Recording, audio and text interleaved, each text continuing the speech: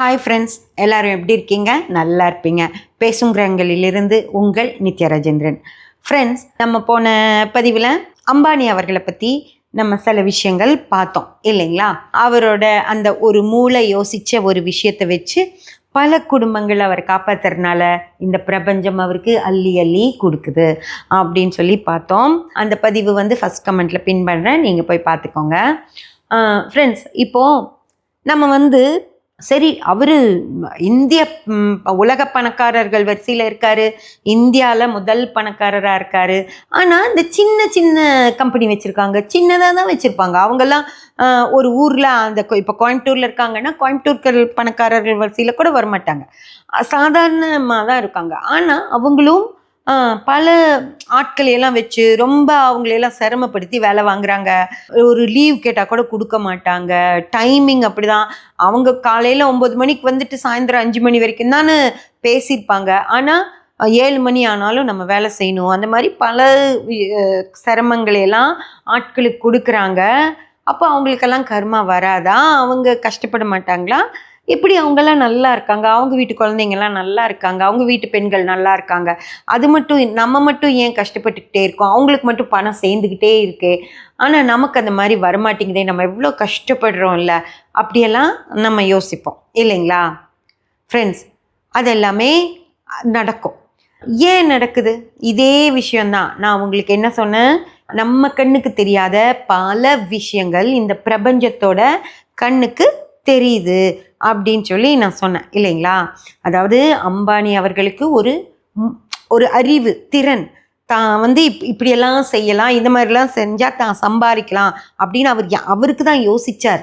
ஆனால் அது நெல்லுக்கு பாயிற மாதிரி புல்லுக்கும் பாஞ்சு பல குடும்பங்கள் முன்னேறி வந்திருக்கு. ஓகேங்களா? அந்த மாதிரி அந்த படத்தில் கூட சொல்லுவாங்க, அந்த அபிஷேக் பச்சன் ஐஸ்வர்யா நடித்த படத்தில் கூட, அதாவது அவர் தப்பு செய்கிறார் அப்படிங்கிறது ஒரு பத்திரிகையாளர் சுட்டி காட்டுவார். ஆனாலும் அங்கே அவரோட ஷேர்ஸ் வாங்கினவங்க அந்த ஷேர்ஸை விற்று தான் நான் என் குழந்தைகளுக்கெல்லாம் கல்யாணம் பண்ணேன்னு சொல்லி ரொம்ப பெருமையாக சொல்லுவார். அவரால் நான் காப்பாற்றப்பட்டேன் அப்படின்னு சொல்லி சொல்லுவார். இப்போ நீ நல்லா இருக்கணும் அப்படின்னு அவங்க சொல்கிறாங்க இல்லையா, அந்த விஷயமே அவரை மிக சிறப்பாக வச்சிருக்கு. சரி, அந்த அளவுக்கெல்லாம் இல்லாதவங்களுக்கு எப்படி அந்த மாதிரியெல்லாம் கிடைக்குது அப்படின்னு சொல்லி சொன்னால், இப்போது நம்ம இதில் வரி அப்படின்னு சொல்லி ஒரு விஷயம் இருக்குது இல்லைங்களா? நம்ம எல்லா விஷயங்களுக்கும் வரி கட்டுறோம். ஜிஎஸ்டி கட்டுறோம், இன்கம் டேக்ஸ் வரி கட்டுறோம், அந்த மாதிரி நிறைய டாக்ஸஸ் கட்டுறோம் இல்லைங்களா? அது சாதா மனிதர்கள், நம்ம மாதிரி சாதா மனிதர்களுக்கே 20% ஏதோ நிறைய தான் நம்ம பார்க்குறோமே, இவ்வளோ வரி போடுறாங்க, அவ்வளோ வரியெல்லாம் போடுறாங்க. அதே போல் ஒரு கம்பெனி வச்சு நடத்திக்கிட்டு இருக்காங்க அப்படின்னா பல விதமான வரிகள் அப்படின்றதெல்லாம் இருக்கு இல்லைங்களா?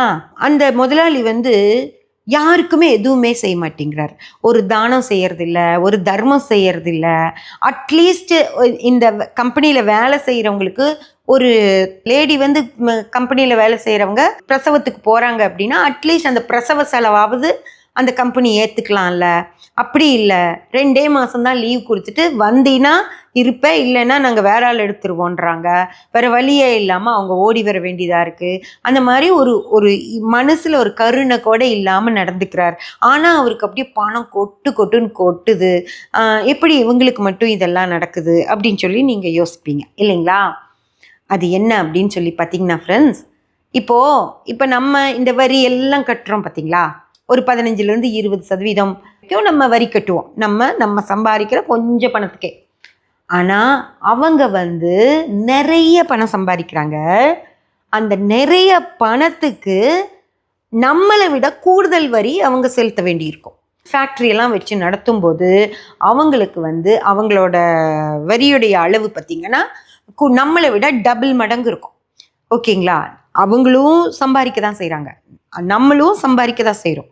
நம்ம கொஞ்சம் சம்பாதிக்கிறோம், அதுக்கு கொஞ்சம் வரி கட்டுறோம். அவங்க நம்மளை விட இவ்வளோ சம்பாதிக்கிறாங்க.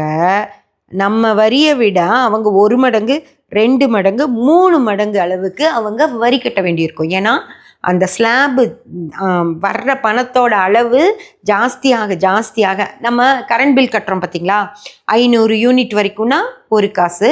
அதுவே 1000 யூனிட் ஆகும்போது அந்த காசு வந்து டபுளாக கட்டணும். 3000 யூனிட் ஆகும்போது அது 3 மடங்கு இல்லை 6 மடங்கு கட்டணும். அந்த மாதிரி ஸ்லாப் ஜாஸ்தி ஆக டேக்ஸும் ஜாஸ்தி ஆகிட்டே போகும் இல்லைங்களா.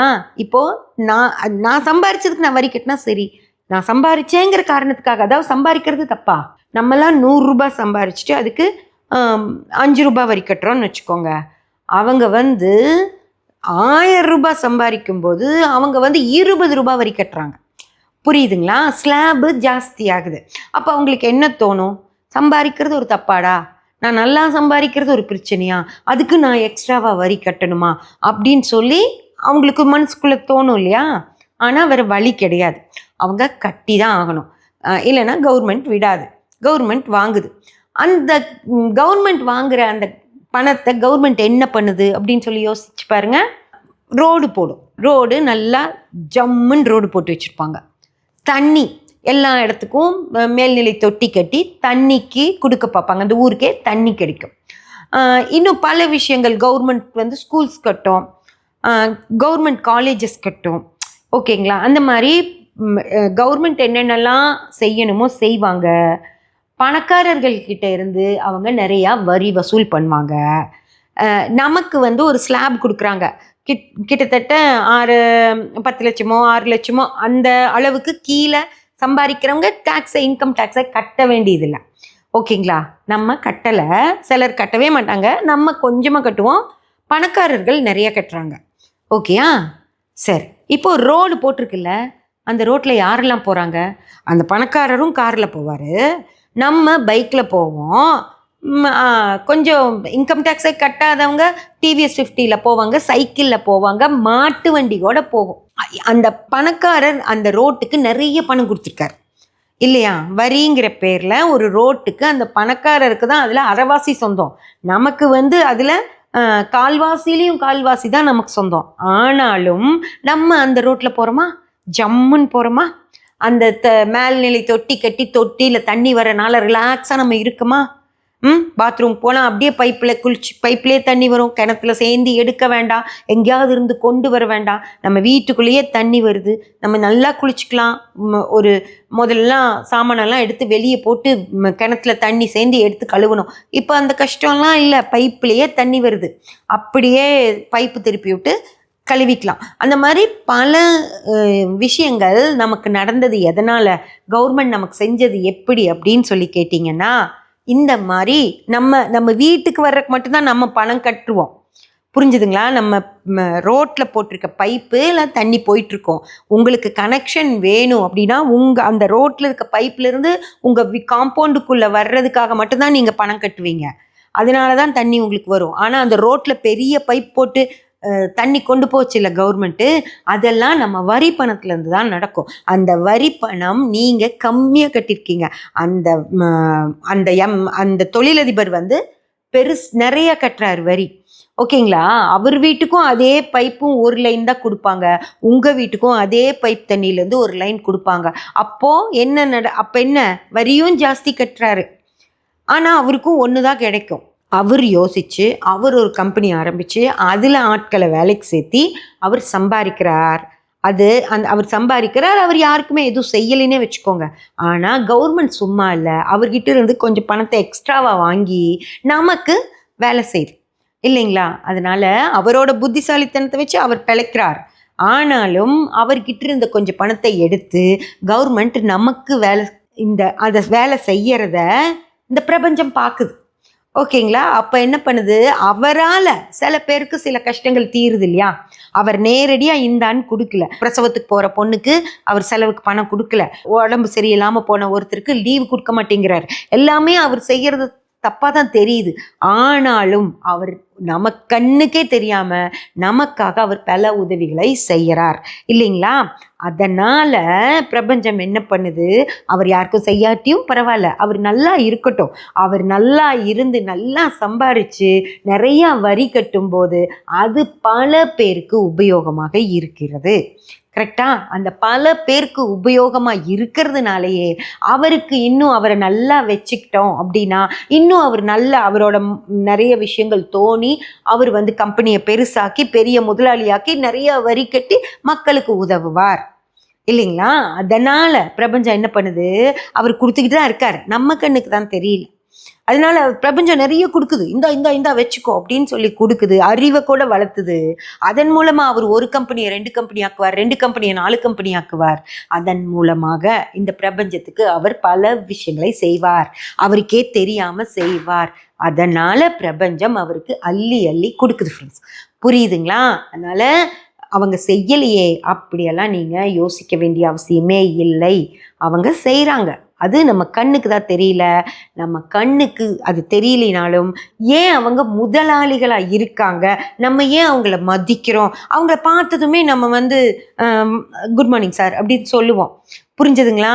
ஏன் அவர் இன்னும் நமக்கு வணக்கம் வைக்கிறது இல்லை, நம்ம சொன்னால் திருப்பி சொல்லுவார். ஆனால் அவரை பார்த்ததும் நம்ம ஏன் அந்த மரியாதை செலுத்துகிறோம் அப்படின்னா, இந்த பிரபஞ்சம் தான் நமக்கு சொல்லி கொடுக்குது, அவர் உன்னுடைய முதலாளி, நீ வணக்கம் வச்சிரு அப்படின்னு சொல்லி. வணக்கம் வைக்கிறப்போ நீ நல்லா இருப்ப. புரியுதுங்களா? எதுக்கும் அவருக்காக இல்லை, அவரோட அந்த இடத்துக்காக. அந்த அந்த தனி மனிதன், இப்போ அவர் பேர் ஜெகதீசன் வச்சுக்கோங்க, அந்த ஜெகதீசனுக்கு மேலே எந்த மரியாதையும் நமக்கு இல்லை. ஆனால் அந்த ஜெகதீசனால், அந்த ஜெகதீஷன்கிற ஆளுக்குள்ளே இருக்கிற அந்த மூளை இவ்வளோ வேலை செய்யறதுனால தான் அவர் அவ்வளோ வரி கட்டுறார். அந்த வரி மக்களுக்கு பல வகையில் உபயோகப்படுறதுனால அவருக்கு நம்ம ஒரு மரியாதை கொடுக்குறோம். ஓகேங்களா? அதுதான் அவங்க நல்லா இருக்காங்க, அவங்க குடும்பங்கள் நல்லா இருக்குது, எல்லாமே மிக மிக சிறப்பாக இருக்குது ஃப்ரெண்ட்ஸ். சப்ஸ்கிரைப் பண்ணி பெல் பட்டன் ப்ரெஸ் பண்ணி வச்சுக்கோங்க. அப்போ தான் நான் போடுற எல்லா பதிவுகளும் உங்களுக்கு கிடைக்கும். லைக் பண்ணி ஷேர் பண்ணி கமெண்ட் பண்ணிங்கன்னா எனக்கு சப்போர்ட்டிவாக இருக்கும். Thank you friends.